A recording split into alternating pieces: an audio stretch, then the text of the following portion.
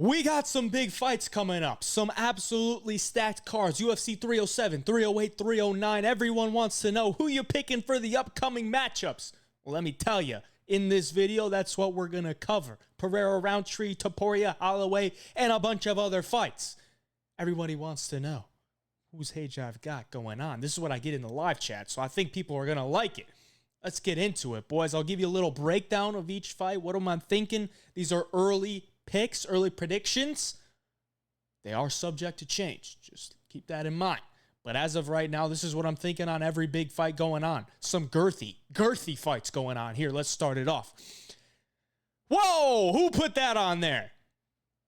Carlos Esparza, Tisha Pennington. Big fight. Who's going to win? Better question, who cares? Let's move on. We get another Pennington. Juliana Pena and Raquel Pennington. It's a title fight. I mean, I guess we kind of got to talk about it. Give me the Butch. Give me the Butch. Give me Raquel Pennington. Let's move on. Pereira Rountree. Here we go. Big pay-per-view fight right here. I think I got to go with Khalil Rountree, okay? Everyone's ready to write off Khalil Rountree, but Pereira, very active, and I think this could be his time to get knocked out. I'm kidding. I'm not doing that. I can't. Khalil Rountree, this almost seems like it's a gift. This is a gift, man. This is a straight-up gift. Like, I know he's on a 5-fight win streak or something like that, but really, let's take a look at who he beat. Modestas Bukauskas got cut right after. Carl Roberson got cut one fight after he lost to Khalil. Dustin Jacoby split decision. I think he probably lost.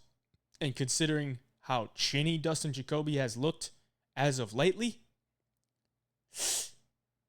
Dom Reyes knocked him out in round one, okay? Dom Reyes, not exactly the most durable guy. So that's a win. That's a decent win, but it was a split decision and he probably lost. Chris Daukaus got cut immediately after he lost to Khalil Rountree. And Anthony Smith. I know on paper Anthony Smith might give Khalil Rountree the work, but he's still Anthony Smith. And if you watched Anthony Smith's last fight against Roman Dolidze looked like he looked like Alex Pereira out there. A high-level kickboxer. So to beat Anthony Smith on the feet at this point, it really ain't much to ride home about. That's his 5-fight win streak. Do I really think that he's got a chance to beat Pereira? Outside of a puncher's chance, I would say no. Because I don't know that there's anybody that could stand and kickbox with Alex Pereira in MMA. And for some reason, everybody just seems to keep doing it. Like Jamal, what are you doing? Yuri, what are you doing? You can't just stand and kickbox with Alex Pereira. You're going to lose. And I don't see Khalil mixing in some takedowns here, so I got to go with Alex Pereira. Seems like a pretty straightforward pick to me, but we do have to take into account, even though I was joking before, we do have to take into account. Pereira's activity has been absolutely crazy. So maybe he could squeak himself by this one. Maybe he just goes out there and looks flawless, but he's been very active. And when you're that active as a champion, you're due for like a let up or a letdown performance type of night. Not sure if it's going to be here, but yeah, Alex Pereira is definitely the early prediction. I don't see that one changing. Let's move on to UFC 308. We got a lot of big fights on 308. 308 is going to be insane. Probably the best card. I wouldn't say the best card of the year, but best card the second half of the year. Because we had 300 earlier. That was definitely the best card. 308's stacked, though. This is a title fight implication type of fight. Ankalaev, Rakic. I don't mind Rakic's chances in this one, considering it's a 3-round fight. I just hate that he crumbled so badly against Yuri. Like, he's a very good fighter. Very technical on the feet. I don't know if he hits that hard, though. I don't know if he hits that hard. That's kind of my thing. He has really hard leg kicks, and his striking looks amazing. It's very technical. He was hitting Yuri with everything. But you could hit Yuri with everything, and he's just going to keep coming forward unless you knock him out. And he couldn't knock out Yuri. And then in the next fight, Alex Pereira knocked him out like 3 times. So I don't know that Rakic has the biggest one-shot KO power. And considering that's probably his best path to victory in this one, I think Ankalaev probably takes this one. I think Ankalaev can handle himself on the feet. I think he could take down Rakic. As long as he doesn't get his leg absolutely slaughtered in the first round, I think he's good. I think he's going to be able to hit Rakic with some big shots on the feet as well. And if he's in trouble, he can take him down. I think Ankalaev's got this one. Give me Magomed in Abu Dhabi. If you know me, you don't go against the V's in Abu Dhabi. Give me Ankalaev. Big fight here as well. I know the heavyweight division's all types of fucked up, and we're going to talk about that later, but it is still a big fight. Ciryl Gane, after a year off, is once again fighting. He's just looking for one a year, I guess, at this point, unless it's for a title. And he's just ducking everybody that he doesn't think he could beat, because he's already beat Alexander Volkov once. So he's like, yeah, sure. I'd rather fight Volkov again because I've already beat him, compared to like a Jelton Almeida or a Tom Aspinall or even a Curtis Blades. Ciryl Gane, not really a big fan. I don't see the passion. I know he's a great athlete. I don't know how he looks in such good shape. I guess he's just got some great genetics. He's very sharp on the feet. I think he's one of the best pure strikers at heavyweight. But he don't hold a lot of power in those hands, man. He just really don't. You watch back that Spivak fight. He had to hit Spivak like 100 times to get him out of there. 100 times at heavyweight. I don't think Ciryl Gane knows how to like sit down on a punch. He's just constantly touching. Leg kicks, body kicks. And don't get me wrong, they're heavyweights. They hit hard. But wish he had a little bit more of a pop in his shots. Volkov, on the other hand, I think Volkov actually has a solid chance to win this one. Because I believe it's a 3-rounder. If it's a 3-rounder, I would favor Volkov, because I think Gane is a guy that likes to get his read. He likes to kind of take over as the fight goes on. Fight's a little bit, I wouldn't say passive early, but I'd say he likes to keep his movement, not get touched up early, because he knows these heavyweights are going to be most dangerous early on in the fights. And I know Volkov, he can match his reach. He can match his height. He just can't really match his movement. So what does he need to do? He needs to just go straight forward. Just walk him down. Walk him down. Body kicks, front kicks. You just got to go for it. If you watch back the last fight, I think he was just standing a little bit too much. He just allowed Gane to get off. And, God, I can't say get off. He just allowed Gane to circle around the cage and do what he does. And I think that was at the Apex. So at the bigger cage, it's going to be a bigger deal. But I'm going to take Volkov for this early prediction. Why? Because Gane has been sitting on the sidelines, ducking everybody, doing some Netflix stuff. And I think he's in for a little awakening. A little awakening here. And once again, we get a V in Abu Dhabi. And I got to go with Alexander Volkov to get his revenge here in the rematch in Abu Dhabi, where he just got to win against was that Saudi? No, it was Abu Dhabi. Over in the Middle East, whatever. Give me Volkov. Another one here. Whittaker versus Chimaev. I think I would love to know. I wish I would have looked before I recorded this. If it's 5 or 3 rounds, that's going to play a big factor. Whittaker, all of a sudden, is back after he knocked out Ikram Aliskerov. I don't know if I'm going to fall into that, man. I do think Whittaker is a stud. I think he's a stud. But we cannot forget all the times that he's been hurt. We cannot forget that he beat Ikram Aliskerov. Aliskerov wasn't even ranked. Took the fight on short notice.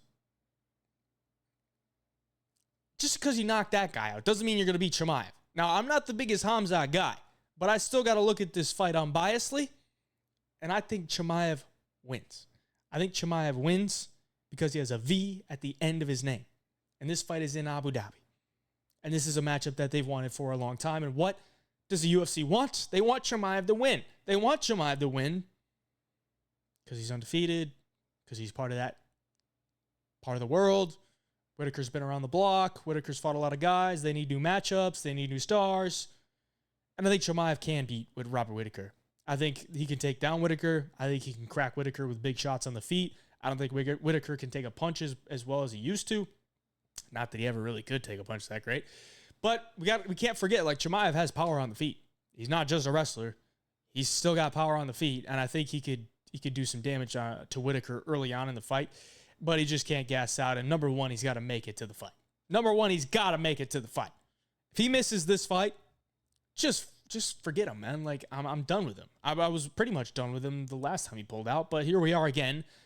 It's a big card. I want to be excited about this big card because it's stacked, and I guess I'll be excited about this fight. But I'll take I'll take Khamzat Chimaev for an early pick. I will. And some people are going to be in the comments not liking that, but sorry, man. Said the same about Usman. I know Usman took the fight on short notice, but a lot of people were saying, Usman! And I think Usman probably could have deserved to win that fight, but at the end of the day, it's Khamzat Chimaev, last name ends in V, and they're in Abu Dhabi. What do you think? Who do you think's going to win? Come on. Main event, UFC 308. My favorite fight of the year, Ilia Topuria, Max Holloway. I love both guys. But I think Ilia Topuria is just a different monster. I think he's just a different monster, man. The way he put out Volk was disgusting. It was disgusting. What he did to Josh Emmett was disgusting. What he did to Damon Jackson was disgusting. If you know the beef on IG. If you follow me on IG, you know the beef there. What he did to Damon Jackson was disgusting. What he did to Ryan Hall was disgusting. What he did to Jai Herbert was disgusting. The fact is, this guy does disgusting things to humans. Max Holloway is human. He is human at the end of the day. I know that chin might not seem human, but he got dropped. He got dropped by Justin Gaethje. And I know he won that fight against Justin Gaethje, and I bet on him to beat Justin Gaethje. But the thing is, Justin Gaethje is a punching bag. He's a punching bag that hits back. The bad part is Ilia Topuria is not a punching bag. He's not a punching bag. He's there. He's going to work. He's going to pressure you. He has some of the best boxing. I think he has the best boxing. When you consider power, ability to go upstairs and downstairs, ability to fight in the pocket, when you consider all that, I think Ilia Topuria is the best boxer in the UFC. Don't at me. He has the boxing to match Max Holloway. He has the wrestling if he needs to go to it. He has a submission game. Ilia was a grappler before he was a boxer. And yet he's still that good at boxing. Only way I see this fight going for Holloway is if he's able to start to get the reads on him by the end of round 2. If he doesn't, I think he loses. I actually think he could get knocked out. Because Holloway has been around the block for a long time. He's taken a lot of damage over the years. Now, he's a guy that doesn't take damage like Justin Gaethje, and that's why I bet on him against Gaethje. Because he is a little bit better at not taking damage, but he's been in some wars. He's taken some shots. I know he's still young, but there's miles. There's miles to this, okay? This is UFC. This is MMA. There's miles. Your age is one thing, but your mileage is a whole nother thing. Okay, you could have a 2024 vehicle, but if it's got 50,000 miles, I'll take the 2020 guy with 2,000 miles any day of the week when it comes to durability. Give me Ilia Topuria. I think he gets this one done by KO. UFC 309. Now, we don't have a ton of fights scheduled here, but UFC 309 was just announced. Was it Friday? Oliveira versus Chandler rematch. Going down. MSG. If you remember the first fight, what happened to the first fight? Michael Chandler went for a takedown. Actually, no. Oliveira went for a takedown. Chandler pulled Gilly. Oliveira ended up on the back. Chandler was fighting off the back, got back up to his feet, cracked Oliveira, down to the ground, nearly KO'd. They start round 2. Although Charlie Olives slapped that left hook on his face, sat him down, went for the kill, and got it. So what's going to happen in this one? Because we've seen both guys have a lot of success in their past fight. Honestly, this one scares me, boys. I'm a big Charlie Olives fan, and I love watching Michael Chandler fight. I think both guys are super live here. Super live. Because Michael Chandler, there's no doubt about it, he's going to go out there looking for a knockout. But at the end of the day, Charles Oliveira, he only loses to dudes that are from the brothers. From the region of the mountains. And last time I checked, Michael Chandler, not from that region. Okay, even if he knocked down Charlie Olives, like he did in the first fight, even if he knocks him down, he's still got to go into that guard. And that guard is dangerous. And then bang. The next round starts on the feet. Look what he did. Now the thing is, Michael Chandler's not a guy that's going to take you down and lay in your guard like an Arman Tsarukyan. It's just not that guy. He's a glass cannon. He's going to go out there throwing big hands. He might connect, but he could also get a hit, and he could get knocked out. So overall, I think I got to go with Charlie Olives, and I wouldn't actually be surprised if he got a submission on Chandler. I think it could be a club and sub Justin Gaethje type of situation where, it's a firefight. Both guys are hurting each other. He cracks Chandler, jumps on his back, rear naked choke. That's it. So give me Charlie Olives to win this one, UFC 309 co-main event. I think it's 5 rounds, which is somewhat of a big deal, but I don't know that it'll make it 5 rounds. So, and lastly, absolute fucking disgrace. Disgrace. This is a disgrace, man. They just announced Tom Aspinall as the backup of this fight, and that's just disrespectful. It's disrespectful as fuck. Like, we could do a whole nother video on this, but let me know if you want me to do that in the comments. A whole nother video about how this is so disrespectful, how this is just a ridiculous thing that they're doing. The fact that they made Aspinall the backup is just like a slap in the face. Like, psh, here you go. Oh, you wanted to fight John Jones? Well, you can be the backup. You didn't do enough. You only finished 2 guys in the first round of both of your title fights. You're the interim champion. 2 title fight wins in less than a year. John Jones hasn't fought in a year, more than a year. But here you go, backup. So dumb. Stipe hasn't won a fight in 4 years. I would love for him to beat John Jones. I fucking hate the fight. Like, this is just disgusting. But I think John Jones probably wins. I mean, Stipe can crack, but not really crack like an Aspinall. He doesn't have the movement of an Aspinall. And he has some solid wrestling, but I don't know that he's going to be taking down Jones and like doing bad things to him. So I think John Jones probably just does what he does, patty cake from the outside, uses reach, and just win rounds because, Stipe's not going to be like a Cyril Gane where he just is a fish out of water on the mat. So I think it's probably John Jones by decision, unless Stipe just really does not show up in shape or prepared, and then maybe John can finish him. But that's pretty much what it comes down to. John Jones probably going to win this one and retire, and Stipe retires, and boom.